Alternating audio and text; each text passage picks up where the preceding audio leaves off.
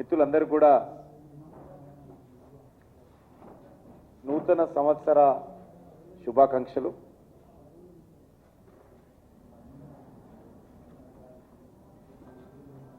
మనమందరము గర్వపడే విధంగా అంతరిక్ష రంగంలో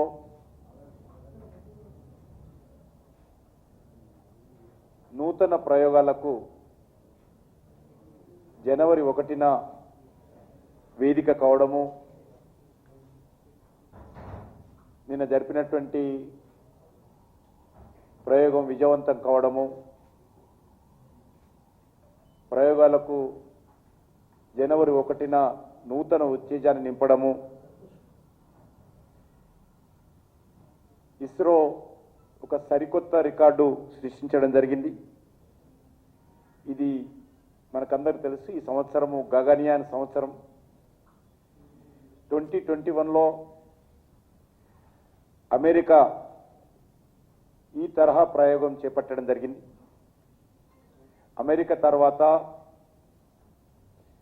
భారతదేశంలో ఇస్రో ఈ రకమైనటువంటి ప్రయోగాలకు నిన్న శ్రీకారం చుట్టడము మనమందరం కూడా గర్వపడాల్సిన విషయం. నేను ఈ సందర్భంగా ఇస్రో శాస్త్రజ్ఞులకు తెలంగాణ ప్రజానీకం తరఫున హృదయపూర్వకమైనటువంటి శుభాకాంక్షలు తెలియజేస్తా ఉన్నాను, అభినందనలు తెలియజేస్తా ఉన్నాను.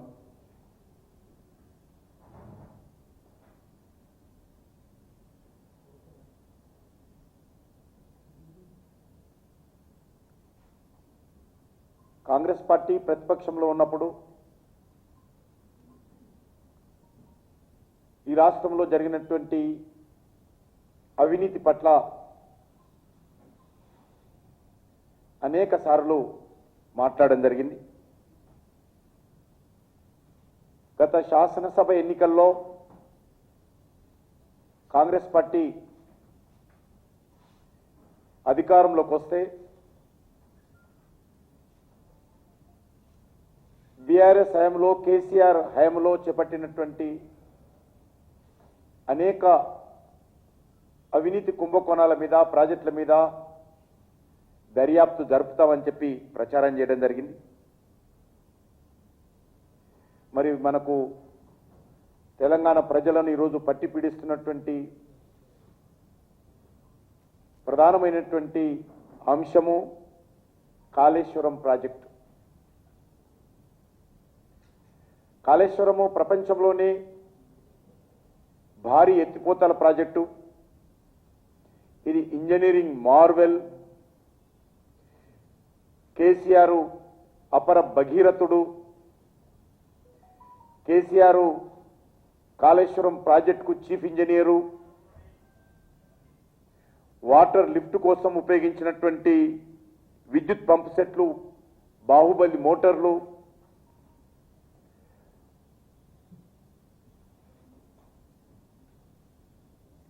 ఏడు బుర్జు ఖలీఫాలకు సమానమైనటువంటి కాంక్రీటు ఈ యొక్క కాళేశ్వరంలో వాడడం జరిగింది. 15 ఈఫిల్ టవర్ల నిర్మాణానికి సరిపడేటువంటి ఉక్కు కాళేశ్వరం ఇరిగేషన్ ప్రాజెక్టులో ఉపయోగించడం జరిగింది.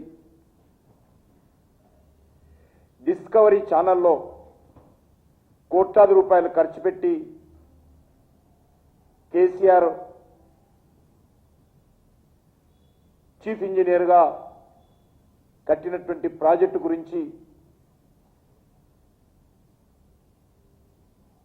పొగుడుతూ డాక్యుమెంటరీల ప్రదర్శన, గిన్నిస్ రికార్డులు,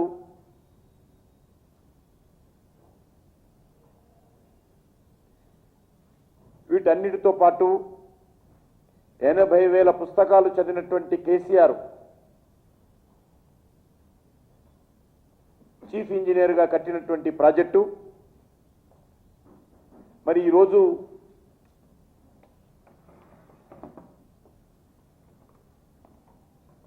కాళేశ్వరం ప్రాజెక్టు భవిష్యత్ ఏంటి, తెలంగాణ ప్రజల భవిష్యత్ ఏంటి, కాళేశ్వరం కోసం కట్టినటువంటి 1,00,000 కోట్లు ఏమైనట్టు?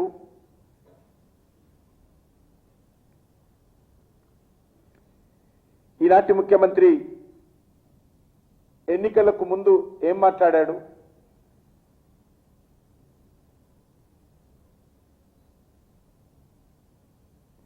ఇవన్నీ కూడా ఈరోజు తెలంగాణ ప్రజలు ఆలోచన చేయాల్సిన అవసరం ఉంది. కేసీఆర్ ప్రభుత్వం ఉపయోగించినటువంటి ఇంజనీరింగ్ కాస్త రీఇంజనీరింగ్ కాస్త రివర్స్ ఇంజనీర్గా మారిపోయింది. ఈరోజు మేడిగడ్డ ప్రాజెక్టుకు ఏదైతే కాళేశ్వరంకు లైఫ్ లైన్గా ఉందో, మేడిగడ్డ కుంగింది, అన్నారం బ్యారేజీ గ్యారెంటీ లేకుండా పోయింది. ఈరోజు కాళేశ్వరం ప్రాజెక్టు తెలంగాణ ఇమేజ్ను పూర్తిగా గోదావరి పాలు చేశారు.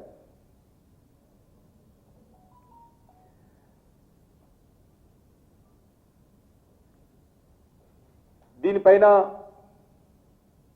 మనకందరికీ తెలుసు, ఈ ప్రాజెక్టు పిల్లర్లు కుంగినటువంటి ఘటన 21 అక్టోబర్ 2023 సాయంకాలం గుర్తించడం జరిగింది.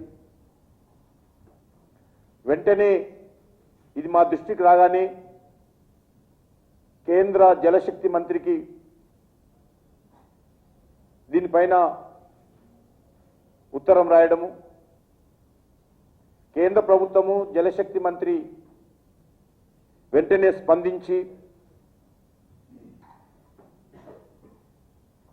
మేడిగడ్డ బ్యారేజ్ పిల్లర్లు కుంగినటువంటి ఘటన పైన నేషనల్ డ్యామ్ సేఫ్టీ అథారిటీ ద్వారా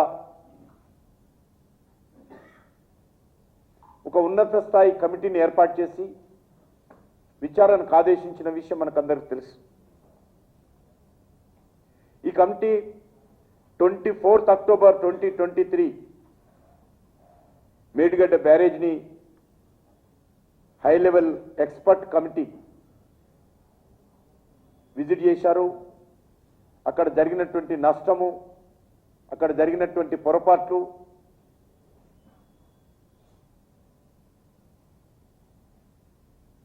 వాళ్ళు సందర్శించడం జరిగింది. అదేవిధంగా 25 అక్టోబర్ నెక్స్ట్ డే కూడా హైదరాబాద్లో అనేక మంది ప్రముఖులను, రాష్ట్ర ప్రభుత్వ ఉన్నతాధికారులను కలిసి ఒక అవగాహనకు వచ్చిన తర్వాత మరింత విశ్లేషణ చేయాల్సిన అవసరం ఉంది. దీనిపైన ఒక 20 అంశాలపైన నేషనల్ డ్యామ్ సేఫ్టీ అథారిటీ మరిన్ని వివరాలు కావాలని రాష్ట్ర ప్రభుత్వాన్ని లిఖితపూర్వకంగా అడగడం జరిగింది. కానీ దురదృష్టం ఏంటంటే ఈ రోజు వరకు కూడా రాష్ట్ర ప్రభుత్వం నుంచి నేషనల్ డ్యామ్ సేఫ్టీ అథారిటీ అడిగినటువంటి 20 అంశాలపైన ఏ రకమైనటువంటి వివరాలు అందజేయలేదు. 20 అంశాలలో 11 అంశాలకు మాత్రమే అరకొర సమాధానాలు ఇచ్చారు.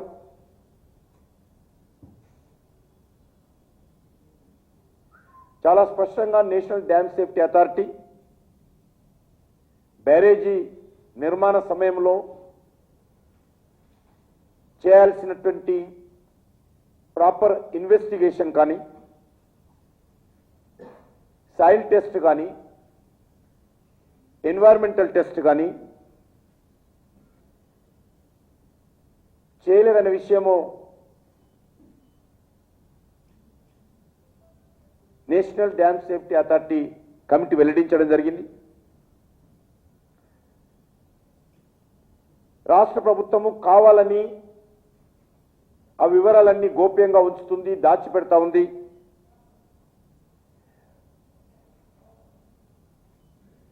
తమ అసమర్థత, అక్రమాలను కప్పిపుచ్చుకునేటువంటి ప్రయత్నం చేస్తూ ఉంది అనే విషయము ఆ రోజు అందరం కూడా పదే పదే రాష్ట్ర ప్రభుత్వాన్ని చెప్పడం జరిగింది. నేషనల్ డ్యామ్ సేఫ్టీ అథారిటీ ఒక అడుగు ముందుకు వేసి మీరు సరైనటువంటి వివరాలు ఇవ్వకపోతే ప్రాపర్ గైడెన్స్ మేము ఇవ్వలేకపోతాము, కాబట్టి ప్రాజెక్టుకు సంబంధించినటువంటి ఫ్యూచర్ ప్రొటెక్షన్ కోసము ప్రాపర్ గైడెన్స్ ఇవ్వడం కోసము మేము అడిగినటువంటి వివరాలు ఇవ్వాలని చెప్పి పదే పదే అథారిటీ అడిగింది, మేమందరం కూడా చెప్పడం జరిగింది.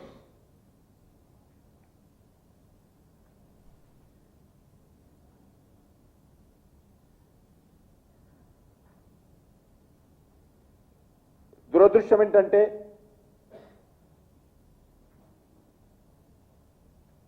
మూడు 4 సంవత్సరాల లోపలనే కట్టినటువంటి ప్రాజెక్టు ఈరోజు నిరుపయోగంగా కేసీఆర్ ప్రభుత్వం యొక్క అవినీతికి అద్దం పట్టే విధంగా ఈరోజు మన కళ్ళ ముందు ప్రాజెక్టు వెరవెలపోవడం ఏదైతున్నదో, తెలంగాణ ప్రజల యొక్క కష్టార్జితం గోదావరి పాలు కావడము, అవినీతి పాలు కావడం ఏదైతున్నదో ఇది చాలా తీవ్రమైనటువంటి అంశంగా ఈరోజు తెలంగాణ ప్రజలు భావిస్తూ ఉన్నారు.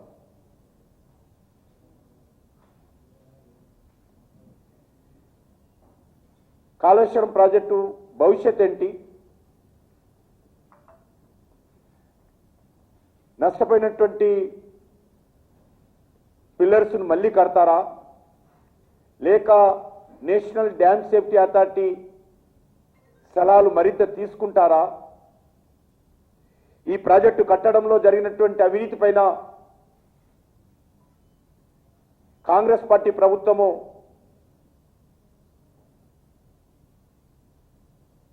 ఎందుకు ఊచలు లెక్క పెడతా ఉంది? పదే పదే ప్రతిపక్షంలో ఉన్నప్పుడు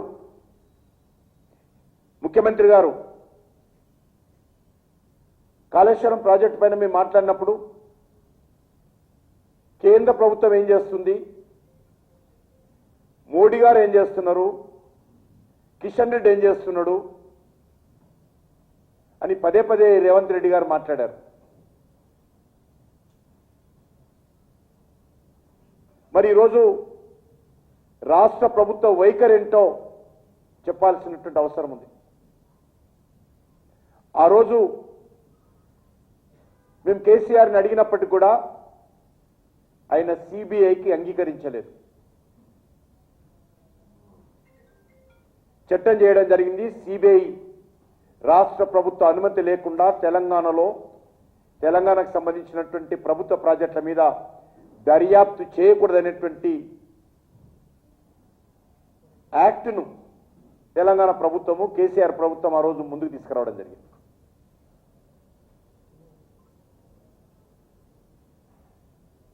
మరి ఈరోజు కాంగ్రెస్ పార్టీ ప్రభుత్వం, నేను అడుగుతా ఉన్నాను, నిజంగా కాళేశ్వరం పైన ప్రాజెక్టులో జరిగినటువంటి అవినీతి పైన దర్యాప్తు జరగాలని కోరుకుంటున్నారా లేదా?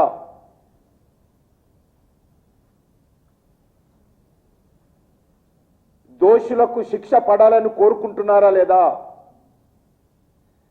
లేక కాంగ్రెస్ పార్టీ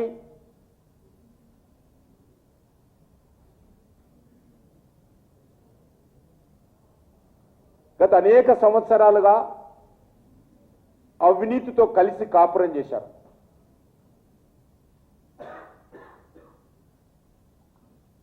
అవినీతికి కాంగ్రెస్ పార్టీకి విడుదలైనటువంటి బంధం ఉంది.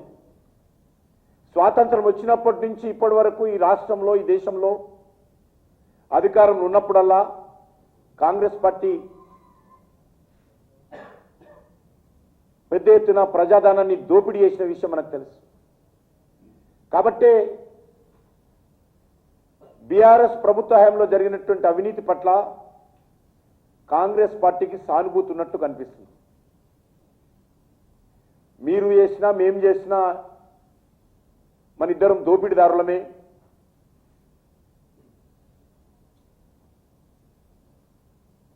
మీ డిఎన్ఏ మా డిఎన్ఏ ఒకటే, మీ పార్టీ మా పార్టీ బొమ్మ బోర్సు ప్రాంతీయ పార్టీలే, కేసీఆర్ వెళ్ళింది మా పార్టీ నుంచే, కేసీఆర్ రాజకీయ జీవితం మా పార్టీ ద్వారానే ప్రారంభించారు, కేసీఆర్ మా పార్టీతో పొత్తు పెట్టుకొని కేంద్రంలో మంత్రి అయ్యాడు, రాష్ట్రంలో మంత్రులు అయ్యారు. కాబట్టి మనం వేరు కాదు, మనమిద్దరము దగ్గరి మిత్రులము అనే విధంగా ఈరోజు Congress party BRS party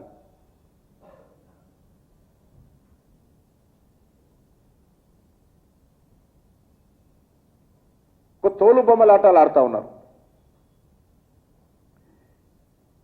retired జడ్జితో న్యాయ విచారణ మేము చేస్తామని చెప్పారు.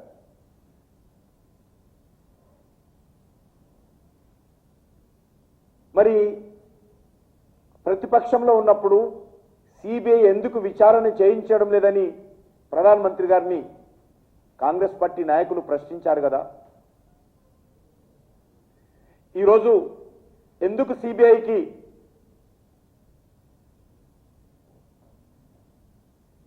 దర్యాప్తుకు అంగీకరిస్తూ కేంద్ర ప్రభుత్వానికి ఉత్తరం రాయడం లేదో ముఖ్యమంత్రి గారు చెప్పాల్సినటువంటి అవసరం ఉంది.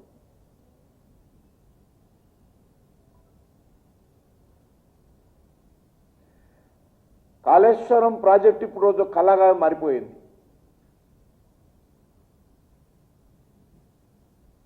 మరి మంత్రులు వెళ్ళారు, పవర్ పాయింట్ ప్రజెంటేషన్స్ తీసుకున్నారు. కానీ ప్రాజెక్టు భవిష్యత్తు పట్ల ఇంకా రాష్ట్ర ప్రభుత్వానికి ఏ రకమైనటువంటి అవగాహన ఉన్నట్టు లేదు. ఏం చేయబోతున్నారో తెలియని పరిస్థితి ఉన్నది.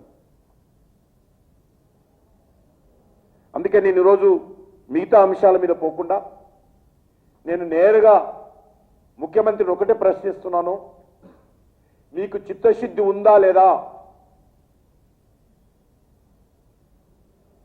బీఆర్ఎస్ ప్రభుత్వ హయాంలో జరిగినటువంటి అతిపెద్ద స్కాము ఈ యొక్క కాళేశ్వరం ప్రాజెక్టు. దీనిపైన సిబిఐ దర్యాప్తుకు అంగీకారమా లేదా?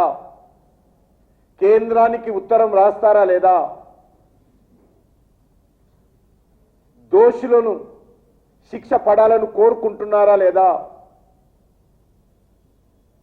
లేక మీకు బీఆర్ఎస్ పార్టీకి మజ్లిస్ పార్టీ మధ్యవర్తిత్వం చేసి ఏమైనా అంగీకారం కుదిర్చిందా?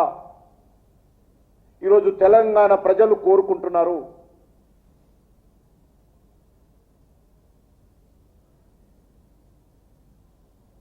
గత శాసనసభ ఎన్నికల్లో తెలంగాణ ప్రజలు రెండు కారణాలతో బీఆర్ఎస్ నుడించారు. ఒకటి, బీఆర్ఎస్ టైంలో జరిగినటువంటి అవినీతి. రెండు, కేసీఆర్ ఒక కుటుంబ పాలన. ఈ రెండు అంశాల మీదనే తెలంగాణ ప్రజలకు కాంగ్రెస్ ఓటేశారు తప్ప కాంగ్రెస్ పార్టీ మీద ప్రేమతో కాదు. రాహుల్ గాంధీ మీద విశ్వాసంతో కాదు. కేసీఆర్ పీడ విరగడ కావాలి, బీఆర్ఎస్ పార్టీ పోవాలి అనేటువంటి ఆలోచనతో ప్రజలు ఓటేస్తే ఈరోజు న్యాయ విచారణ పేరుతో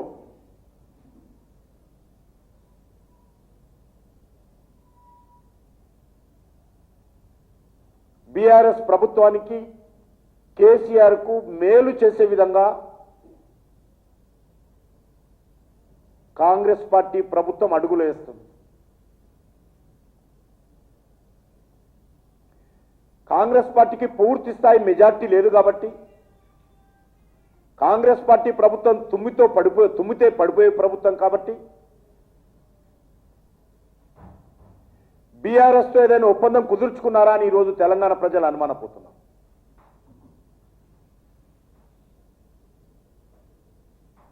నేను ఫామ్ హౌస్లో ఉంటాను, నువ్వు ప్రగతి భవన్లో ఉండు, నీ దగ్గరికి నేను రాను, నా దగ్గరికి నువ్వు రావద్దు అనేటువంటి ఆలోచనతో ఈరోజు ఈ రెండు పార్టీలు మాజీ ముఖ్యమంత్రి ఇద్దరు కూడా ఏమైనా ఎంఐఎం మధ్యవర్తిత్వంతో అవగాహనకు వచ్చారా ఈరోజు తెలంగాణ ప్రజలు కోరుకుంటున్నారు, తెలవాల్సిన బాధ్యత ఉన్నది.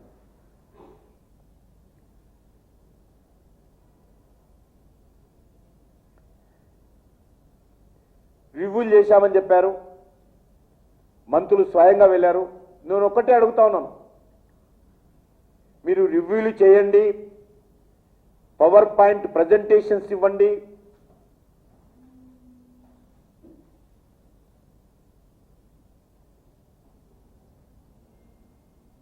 ప్రకటనలు మాత్రం చేయండి, మాకేం అభ్యంతరం లేదు. కానీ సిబిఐ దర్యాప్తుకి ఎందుకు ఆదేశించడం లేదు? మీరు ప్రతిపక్షంలో ఉన్నప్పుడు చెప్పారు కదా, ప్రధానమంత్రి గారిని సవాల్ చేశారు కదా, బీజేపీ బీఆర్ఎస్ ఒకటైనటువంటి తప్పుడు వితండవాదం ఎన్నికలకు ముందు తెచ్చారు కదా. ఈరోజు నేను సవాల్ చేస్తా ఉన్నాను బీజేపీ స్టేట్ ప్రెసిడెంట్గా, మీరు బీఆర్ఎస్ పార్టీ కాంగ్రెస్ పార్టీ ఒకటి కాదు అని అనుకుంటే, దమ్ముంటే సిబిఐకి దర్యాప్తుకు ఆదేశించాల్సిందిగా నేను సవాల్ చేస్తా ఉన్నాను. ఆదేశించినటువంటి 48 గంటల్లో సిబిఐ దర్యాప్తు ప్రారంభిస్తుందని కూడా నేను హామీ ఇస్తున్నాను. తెలంగాణ ప్రజలను కూడా కోరుతా ఉన్నాను, ఈ రెండు పార్టీల యొక్క నాటకాలు చూడాల్సిందిగా కోరుతా ఉన్నాను.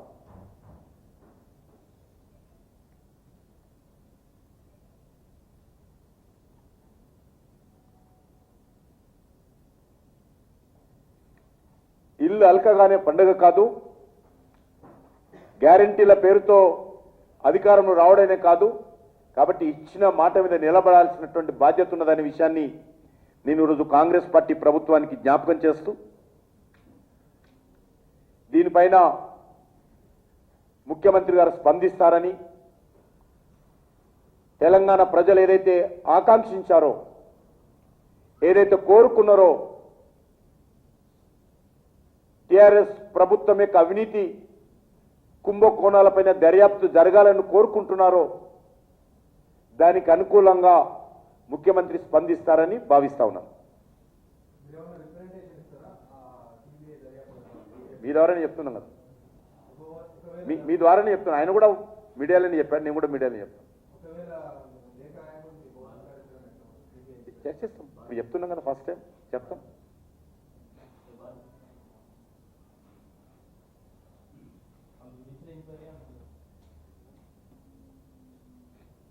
జ్యుడిషియల్ ఎంక్వైరీ అంటే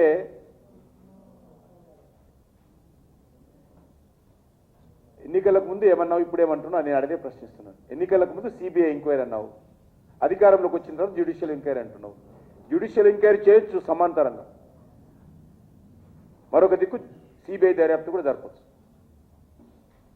జ్యుడిషియల్ ఎంక్వైరీకి ఉపయోగపడుతుంది. సిబిఐ దర్యాప్తు జ్యుడిషియల్ ఎంక్వైరీకి మరింతగా ఉపయోగపడుతుంది. వేగవంతంగా దర్యాప్తు జరగడానికి అవకాశం ఉంటుంది. దోషులకు శిక్ష పడే విధంగా వేగవంతంగా జ్యుడిషియల్ ఎంక్వైరీ పూర్తి చేయడానికి అవకాశం ఉంటుంది. కాబట్టి ఇది ఎంత తొందరగా చేస్తే అంత మంచిది.